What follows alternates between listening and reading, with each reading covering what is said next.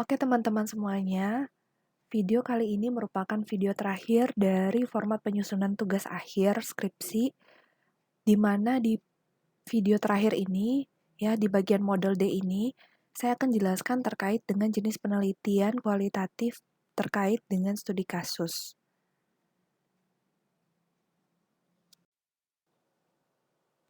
Oke, selanjutnya bab 1 pendahuluan. Di bab 1 pendahuluan ini sebenarnya tidak ada perbedaan dari 3 video yang sudah saya buat sebelumnya, teman-teman. Jadi, jika teman-teman ingin tahu penjelasan lebih lanjut terkait dengan bab 1, teman-teman bisa lihat di video saya di 3 video saya sebelumnya, yaitu yang membahas terkait dengan uh, format penyusunan tugas akhir skripsi ya, teman-teman. Jadi, di sini yang dibahas di bab 1 pertama adalah latar belakang penelitian. Jadi, saya akan coba jelaskan secara singkat ya, jika kita flashback ke belakang bahwa di latar belakang penelitian ini menjelaskan mengenai ketertarikan kita terhadap isu. Jadi alasan kenapa kita tertarik terhadap sebuah isu atau penelitian yang kita lakukan. Kemudian di 1.2 itu kita mulai merumuskan masalah-masalah apa aja yang kita tertarik untuk teliti. Dan ini biasanya berupa pertanyaan. Lalu di 1.3 itu ada tujuan penelitian. Tujuan penelitian merupakan jawaban dari pertanyaan yang sudah kita buat di 1.2 yaitu perumusan masalah. Gitu teman-teman. Dan tujuan atau jawaban dari perumusan masalah ini kita peroleh dari penelitian sebelumnya.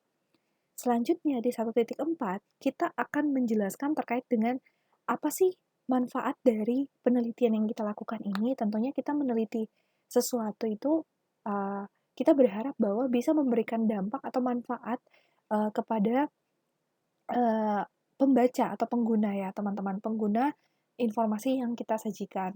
Nah, di sini saya bedakan menjadi dua ya, teman-teman, manfaatnya. Manfaat dari penelitian ini yaitu manfaat teoritis. Jadi, jika memang penelitian ini dapat memiliki manfaat secara teoritis, di mana penelitian ini bisa berdampak. Kemudian, jika seandainya penelitian ini memiliki manfaat secara praktis, kepada siapa kemudian penelitian ini bisa berdampak. Selanjutnya, bab 2 tinjauan pustaka dan pengembangan hipotesis.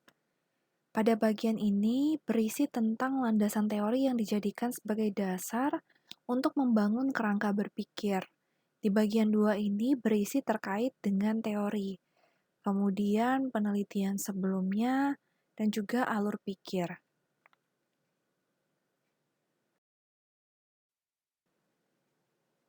Bab 3 metode penelitian.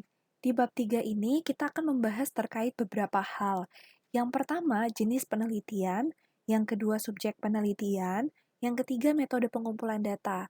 Apakah kita mengumpulkan data dengan cara observasi, atau kita mengumpulkan data dengan cara wawancara, atau kita kemudian mengumpulkan data dengan cara triangulasi, yang berarti peneliti menggunakan teknik pengumpulan data yang berbeda untuk mendapatkan data dari sumber data yang sama. Selanjutnya, setelah kita berhasil untuk mengumpulkan data baik dengan menggunakan observasi, wawancara, triangulasi, maka kita melakukan validasi data. Validasi data ini digunakan untuk memastikan bahwa data yang kita miliki dapat divalidasi dan ketika kita menarik kesimpulan, kesimpulan ini kemudian dapat divalidasi dan dibuktikan kebenarannya. Selanjutnya, kita juga harus mencantumkan prosedur pengumpulan data, mulai dari kita mempersiapkan datanya, kemudian kita mempersiapkan wawancaranya, kemudian kita melakukan wawancara, dan pada akhirnya kita menarik sebuah kesimpulan dari hasil penelitian kita. Nah, untuk metode analisa data ini juga kita dapat menggunakan 3 cara. Yang pertama, dengan cara pengumpulan data atau data collection. Selanjutnya, kita juga dapat menggunakan reduksi data atau data reduction. Kemudian, kita juga bisa melakukan penarikan kesimpulan atau conclusion.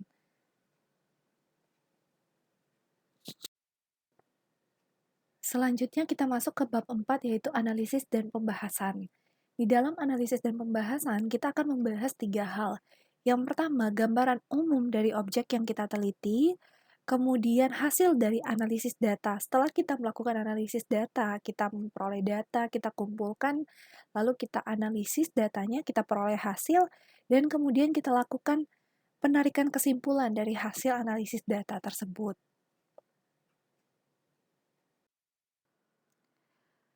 Selanjutnya bagian terakhir yaitu bab 5 penutup. Jadi teman-teman, di bab 5 ini sebenarnya ada 3 hal penting yang harus dibahas. Ya, tapi beberapa dosen mungkin mintanya ada 4 hal ya teman-teman. Yang pertama itu adalah kesimpulan. Jadi kesimpulan ini memuat rangkuman analisis dan pembahasan hasil penelitian yang mengacu pada pencapaian tujuan penelitian di bab 1. Jadi intinya adalah di kesimpulan ini memuat rangkuman analisis dari hasil penelitian yang kita lakukan di bab 4 itu pada tujuan penelitian yang kita harapkan di bab 1 gitu ya teman-teman. Nah, kemudian kita juga harus mengungkapkan keterbatasan, yaitu kelemahan-kelemahan atau kendala-kendala yang kita alami selama penyusunan skripsi ini. Selanjutnya ada juga implikasi. Jadi nantinya skripsi kita ini akan bermanfaat untuk apa teman-teman? Akan memberikan dampak apa? Nah, itu juga kita sampaikan. Nah, ada juga dosen yang minta, oh kamu harus sampaikan saran nih. Apa saran untuk baik itu praktisi, baik itu juga peneliti yang selanjutnya gitu teman-teman.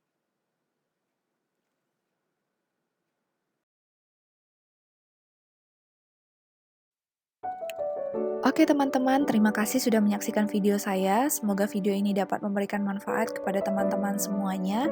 Untuk teman-teman yang merasa video ini memberikan manfaat, jangan lupa teman-teman bantu share link video ini dan jangan lupa like, comment, dan subscribe.